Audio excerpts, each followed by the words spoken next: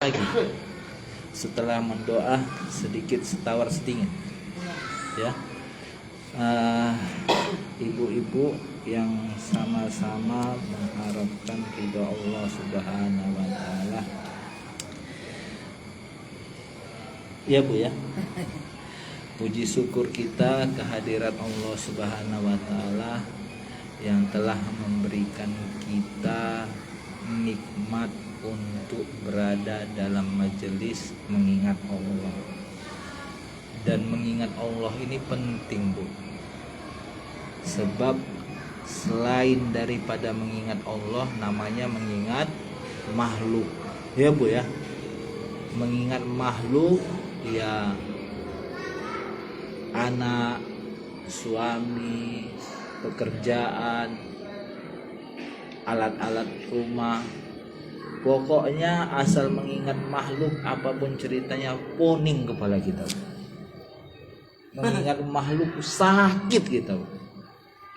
Iya Bu, sakit kita. Tapi kalau kita mengingat Allah, hati menjadi tenang. Ala bidzikrillahi tatma'innul qulub. Dengan mengingat Allah, hati menjadi tenang. Cuma 1 minggu sekali, itu pula sayangnya. Tapi itu pun jadi daripada tidak sama sekali. Yang kita tengok pun di kampung-kampung begitu juga ya kan Bu. Seminggu sekali lah, berarti sudah setarapnya lah itu ya kan Bu. Tapi ini kan majelis yang ada di dalam lingkungan kita. Tapi saya yakin ibu-ibu di sini dalam mengingat Allah Subhanahu wa taala ini, pastilah ibu-ibu ini membaca Al-Qur'an ya kan Bu, berzikir ya Bu ya, kemudian sholat ya Bu ya. Nah, saya yakin lihat dari wajah-wajah ibu ini semuanya bercahaya. Ya, bercahaya semua. Walaupun yang saya lihat saat ini tidak sebanyak seperti malam Jumat semalam, tapi nampaknya orangnya ya ibu-ibu ini masya Allah istiqomah ya Bu ya. La in sakartum la azidannakum wa la in kafartum inna azabi lasadid. Jika kamu bersyukur maka Allah tambah. Ibu, orang baik itu karena bersyukur. Kalau tak baik, maka Allah lamakan, pendam dia, lama-lama tak nampak. Kalau orang baik itu karena bersyukurlah dia makanya baik ya Bu ya. Iya, cuma jangan begitu baik, harus ada tahapannya ibu-ibu. Ada orang bilang begini, anakku itu biarlah dia tak sholat, tak mengaji, yang penting dia tak narkoba. Anakku itu tak nakal loh, tak merokok ya kan, tak bercewek katanya, tak pemakai. Anakku yang baik aneh, nggak seperti anak-anak orang yang lain katanya begitu pula ya kan. Tapi itu tahapan akhlak itu Bu. Baik itu kan akhlak, benar gak Bu?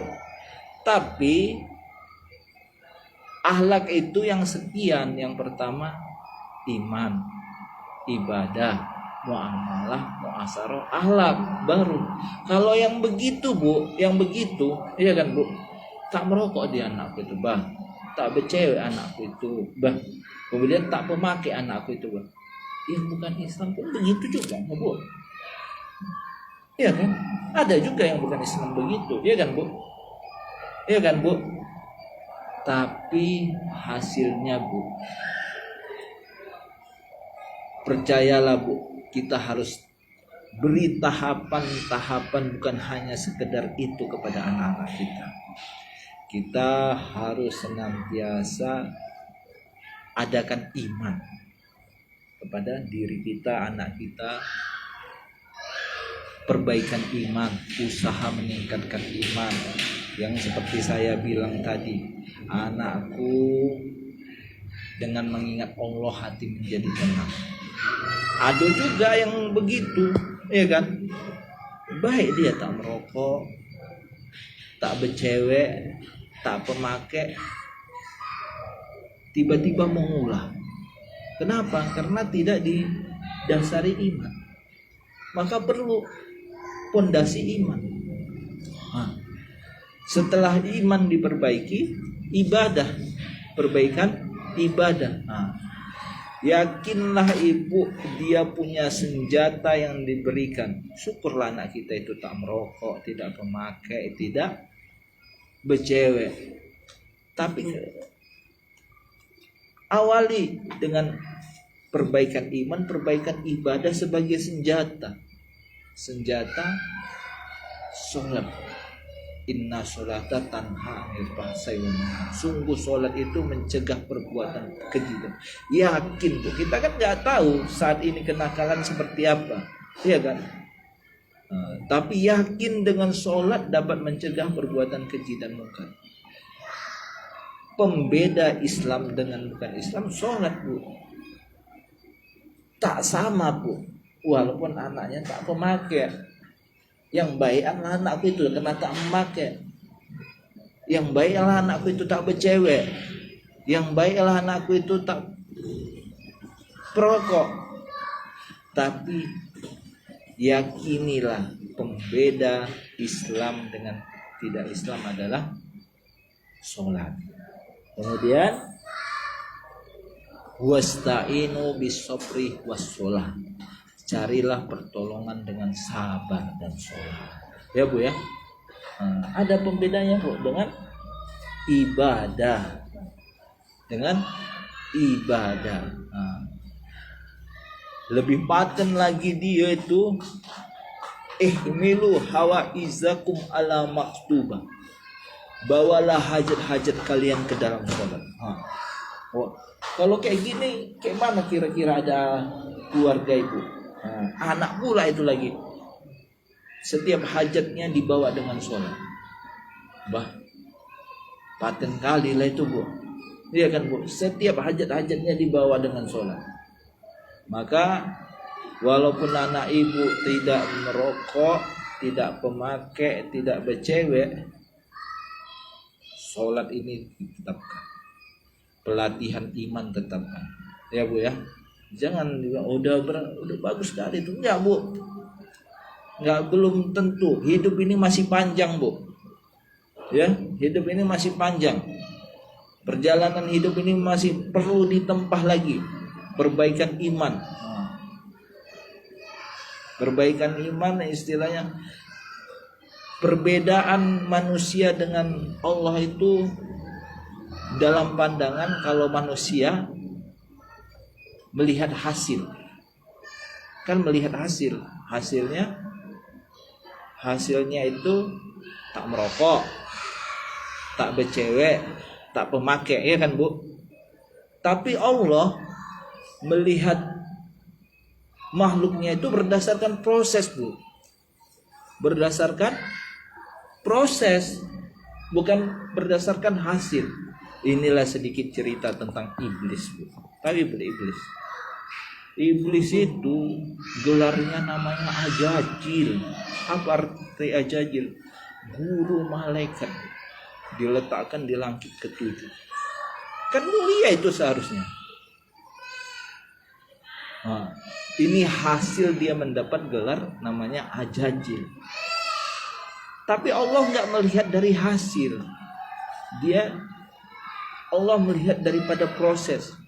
Yang mana sebelum di muka bumi ini yang diciptakan itu bangsa jin. Jin buat kerusakan di muka bumi. Apa kata iblis? Malaikat habiskan aja lah itu jin-jin itu. Padahal iblis kan dari bangsa jin. Dan dia induk daripada jin kan. Habisi aja.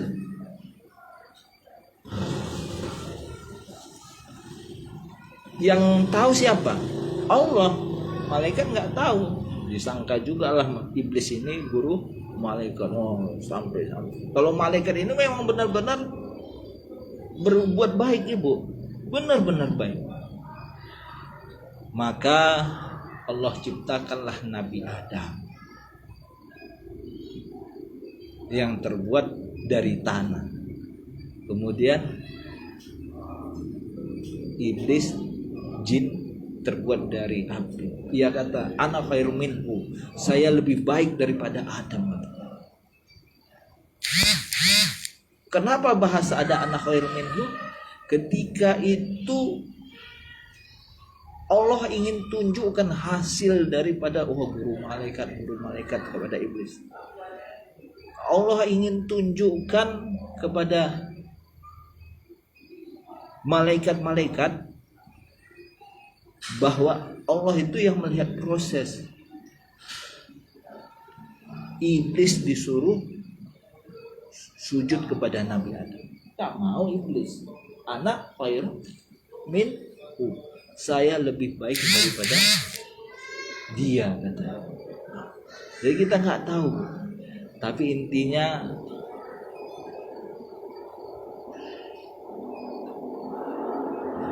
secara fitrah memang suka lah kita melihat hasil, ya kan Bu.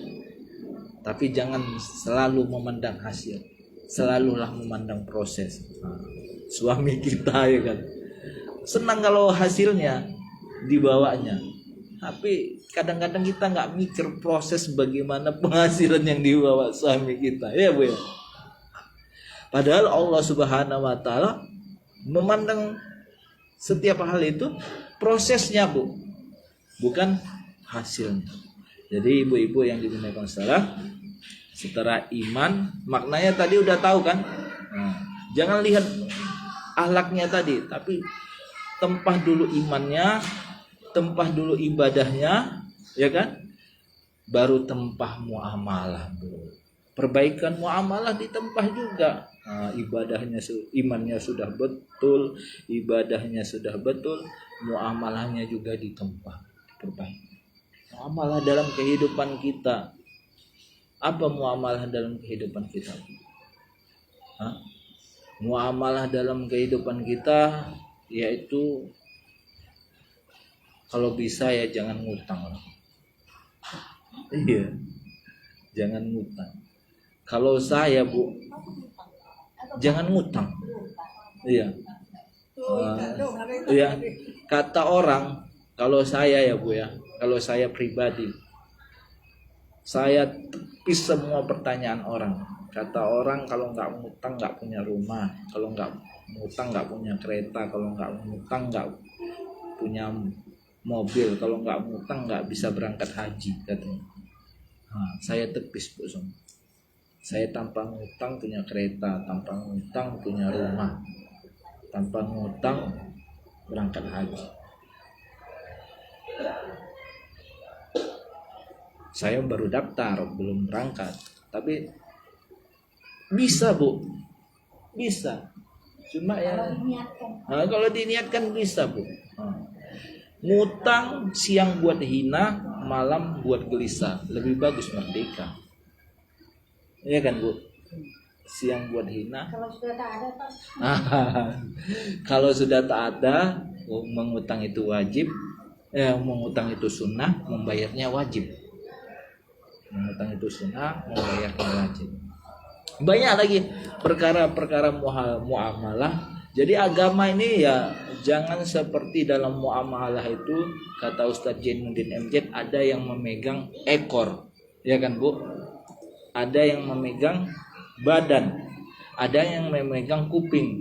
Lain-lain lah jawabannya. Yang memegang kuping ya begini, yang memegang badan ya begini, yang memegang ekor ya begini. Tak sama dia, Bu.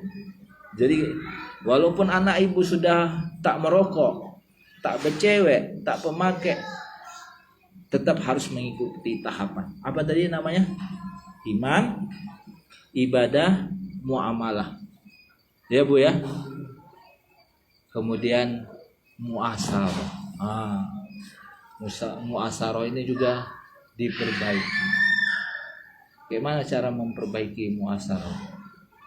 Ya, didasari aku mau ahli menaruh kepada keluarga, selamatkan dari sifat api neraka. Maka buat baiklah sebaik-baiknya.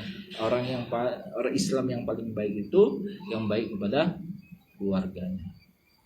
Ya, orang yang Islam yang baik kepada keluarganya.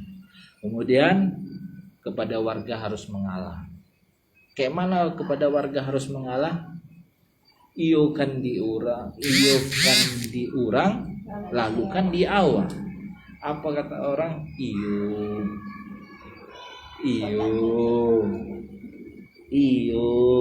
kan saja.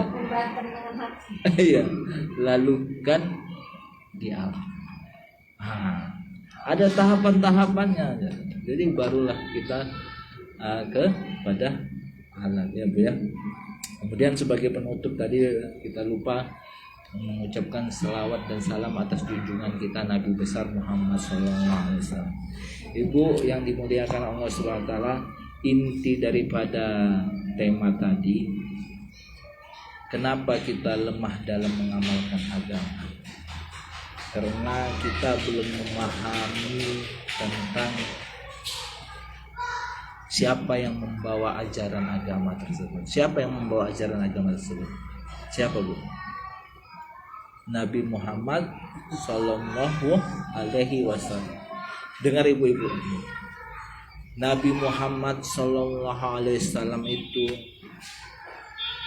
telah menjadi perubahan dari gelap gulita menjadi terang benderang. Itu butuh proses yang sangat mudah. Maka benar-benarlah kita beritiba dan memperbanyak selawat kepadanya atas pengorbanan baginda Rasulullah SAW. Apa itu itibanya dan memperbanyak selawatnya? Yaitu Rasulullah SAW dalam memperjuangkan agama itu, dari Thaif, kisahnya itu dilempari batu kan, itu dia terluka-luka itu Bu, sekujur kakinya itu 10 hari dalam berapa perjalanan. Ngeri nggak? Ya kan? Sangat ngeri. Kemudian dalam mempertahankan agama, Rasulullah SAW itu dalam 3 purnama pernah tidak makan Bu. Tidak pernah makan. Ketika itu para sahabat dalam keadaan lapar. Sahabat pun lapar Bu, dalam mengikuti Nabi. Ditengok untuk menahan lapar itu rupanya Bu, ini trik baru. Batu diganjel Bu, ikan. Sahabat ada yang 1 batu, 2 batu karena kelaparan, ketika dilihat Rasulullah 3 batu. Dan kemudian Rasulullah SAW itu Bu, dalam mendakwakan agama sehingga agama ini tersebar, pernah ininya kena lembing, dicabut sangat payah. Rasul ketika pergi pagi hari dengan pakaian putih, kemudian ketika sore hari dengan lumuran darah, sampai kata Fatimah Zahra, wahai ayahku, beginilah keadaan. Tapi apa kata Rasulullah? Saya tidak akan pernah berhenti walaupun apa yang terjadi, sampai orang merasakan gelap, merasakan malam. Semua orang merasakan malam, ya kan?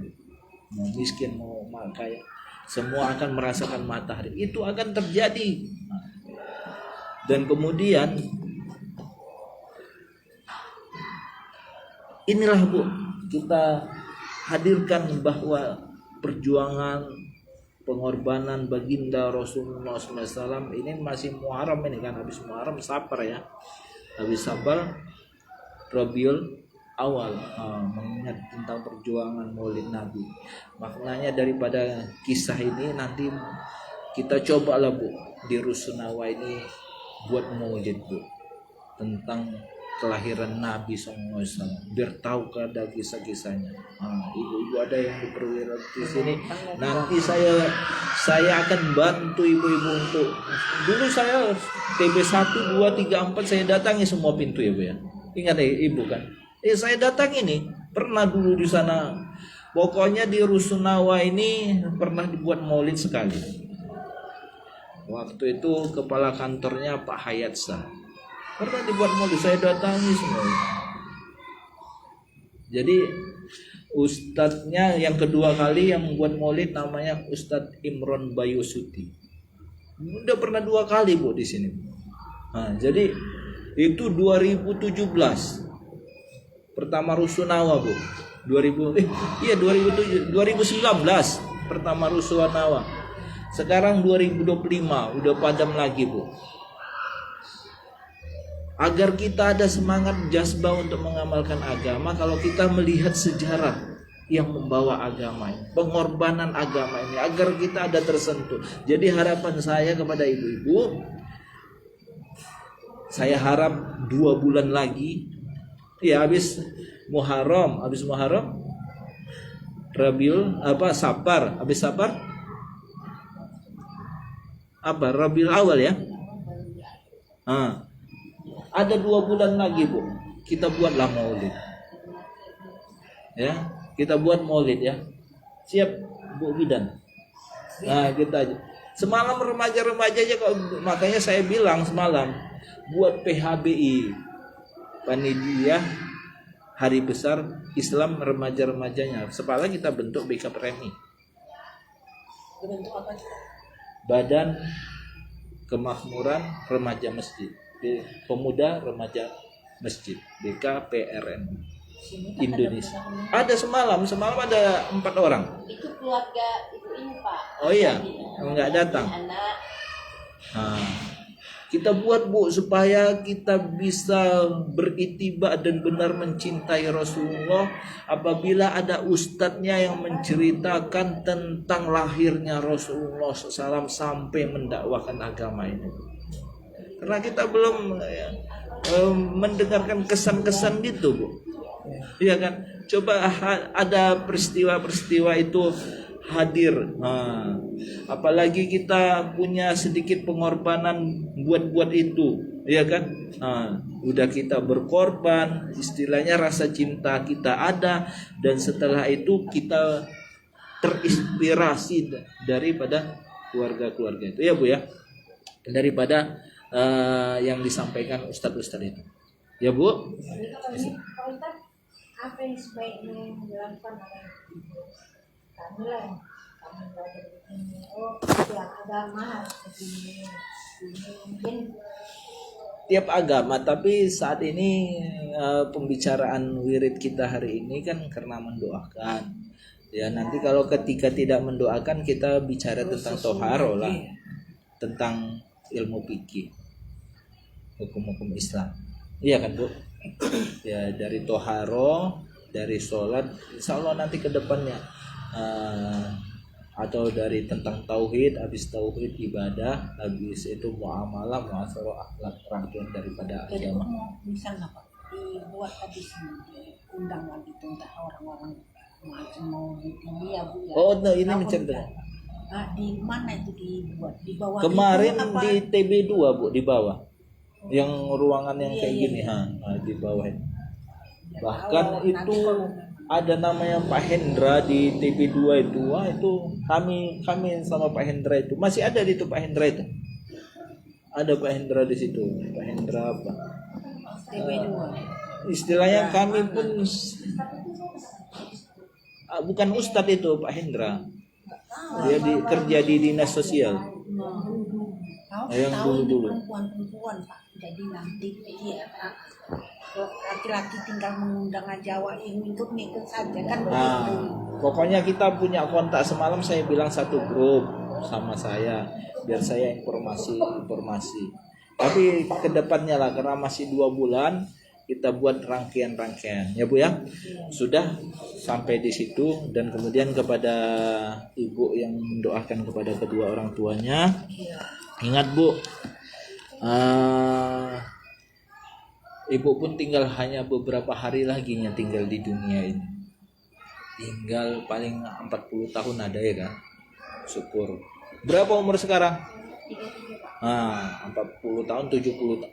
Selama 40 tahun itulah ibu doakan orang tua itu, kalaupun sampai. sebagai anak jariah. Nanti kalau ibu sering mendoakan orang tua, nanti anak-anak ibu pun mendoakan ibu, ya kan, saling mendoakan. Supaya semalam season malam Jumat semalam mindsetnya dirubah, kan.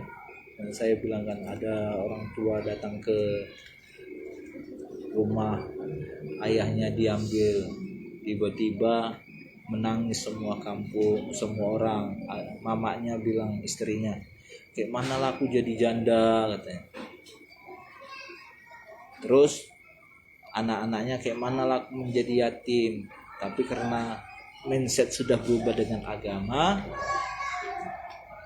bagaimana suamiku selamat dikubur, bagaimana ayahku selamat dikubur. Itu mindsetnya, kita doakan ya Bu ya, kita rubah mindsetnya. Jadi kemudian menceritakan dalam rumah tangga itu seperti orang naik mobil, ada yang numpang, namanya harta, ya, dijemput, dibawa juga, jabatan dibawa juga. Ketika agama, numpang jangan ditinggalkan. Nanti datang malaikat Ijroil, ya kan? Jadi agama juga dibawa dalam kehidupan kita. Mungkin sampai di sini aja. Sama-sama kita terus setiap malam Jumat sekalipun jadi, sambil kita kumpulkan anak-anak muda untuk pelaksanaan PHBI, atau 2 minggu sekalipun jadi, ya itu terserah Ibu. Ya Bu ya. Iya. Mudah-mudahan. Bapak yang menggerakkan orang-orang sini. Ya, saya siap untuk menggerakkannya.